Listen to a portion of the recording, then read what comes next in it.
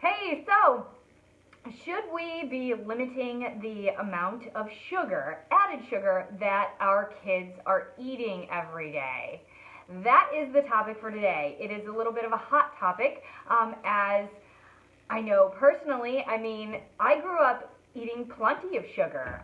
It was, as we viewed it, I think as we still view it, is as kids, why can't we have sugar? I mean, it's the thing, right? I mean, let kids be kids. Let them have candy, let them have cake, let them have cookies, right? I mean, it's that time period in life where there's just so many things available and it's just a routine. I mean, you go to birthday parties, you get treats in school, you get cookies at lunch after you finished your lunch, and you get snacks after school that is cookies or candy or whatever it may be, and then you get dessert after dinner, right? Hi, I am Coach Bev, or Beverly Schlag, and that is the topic that I'm going to talk with you about today.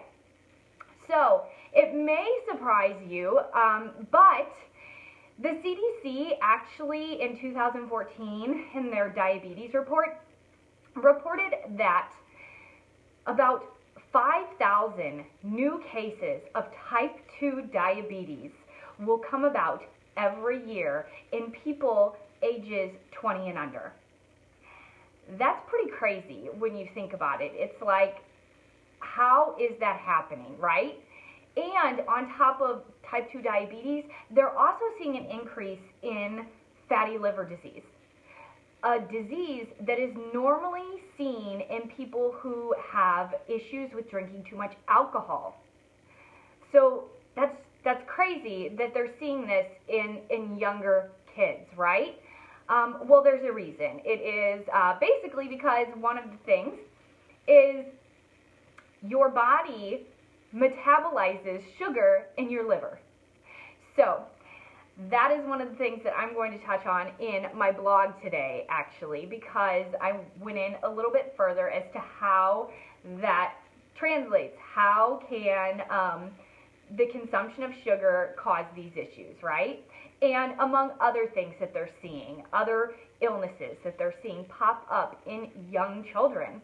But in reality, what we are seeing is that on average, kids under the ages like between 2 and 18 are eating like 2 to 3 times the recommended daily amount of sugar.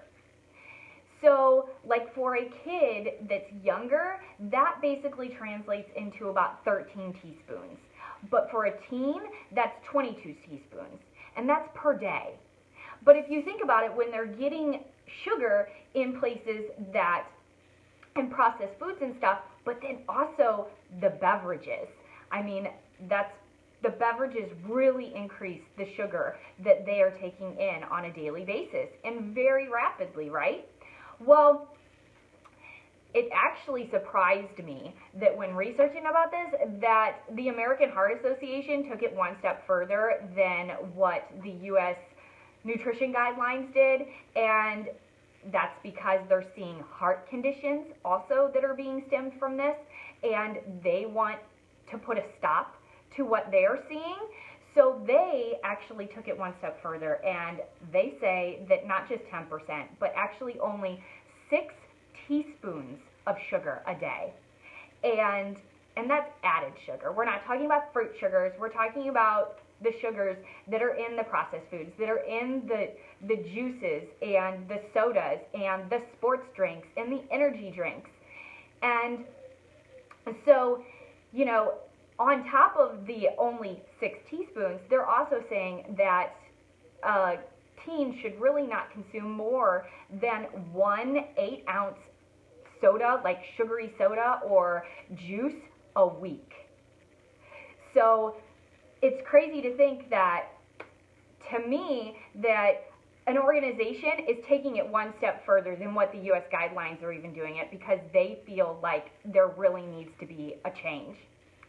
So another thing that I'm going to touch on in my blog that I'm going to post later on today are just some simple ways that you as a parent can start to limit or decrease the amount of sugar that your kids are getting on a daily basis. And again, added sugar, not fruit, as if you had seen in my previous lives or blogs in the series, they are not metabolized the same. So we're really diving into that in this particular blog. And it really kind of,